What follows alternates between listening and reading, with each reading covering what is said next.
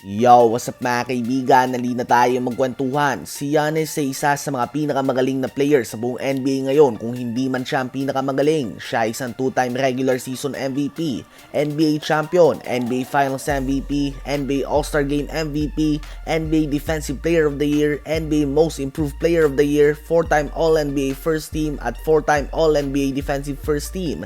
Siya lang din ang active player na for the last 4 years ay tinatapos ang season na pasok sa top 3 ng MVP voting at Defensive Player of the Year ranking.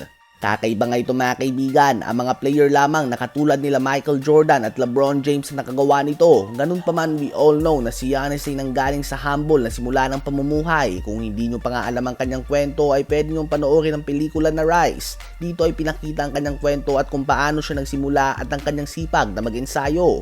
Nagsimula nga siya mag-basketball taong 2008. 2012 ay nasa Division 2 na siya ng Liga sa Greece at 2013 ay nasa NBA na siya at 2018 naman ay MVP na siya sa NBA. So tulad lang natin mga kaibigan, mga taong 2010 ay pinapanood lang ni Giannis sa mga katulad nila LeBron at ngayon ay kasama na nga niya ito sa usapan ng best in the world. So talagang full circle moment nga ito para kay Giannis. Kaya naman matapos ng mabasag na LeBron ang all-time scoring record, sinabi ni Giannis mismo kay LeBron na naging biggest fan siya nito. Sinet nga daw ni LeBron ang blueprint sa pagiging mahusay ng mahabang panahon. So ito nga yung kagandahan kay Giannis mga kaibigan, meron siyang ego at competitiveness na gusto niyang talunin ang mga galing at maging ang pinakamagaling sa lahat. Ngunit hindi niya nakakalimutan na i-recognize at i-appreciate ang iba pang mga galing na player na tulad nila LeBron, KD at Stephen Curry. Dahil bagamat isa siyang player na nasa usapan ng mga pinakamagaling na player ngayon sa buong mundo, tulad natin ay fan lang din ng 2-time MVP ng iba pang mga galing na player.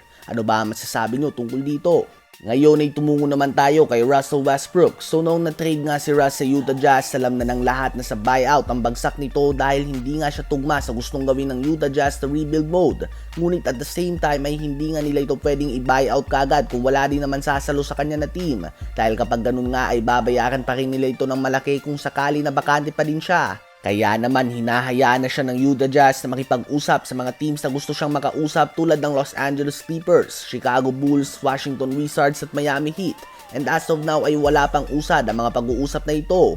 Ngunit ayon sa reporter ng The Athletic para sa LA Clippers na si Law Murray, ngayong All-Star Weekend ay nakaset si Westbrook na i-meet ng Clipper stars at kapwa Southern California native na sila Paul George at Kawhi Leonard.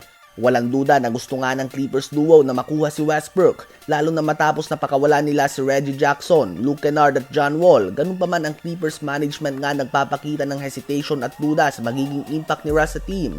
Naghahanap nga sila ng shooting at depensa sa point guard position at sa palagay nila ay hindi ito mapupunuan ng isang Russell Westbrook. Sa ngayon ng Clippers ay pang-apat sa West sa record na 33 wins and 28 losses. Ano ba ang masasabi nyo tungkol dito?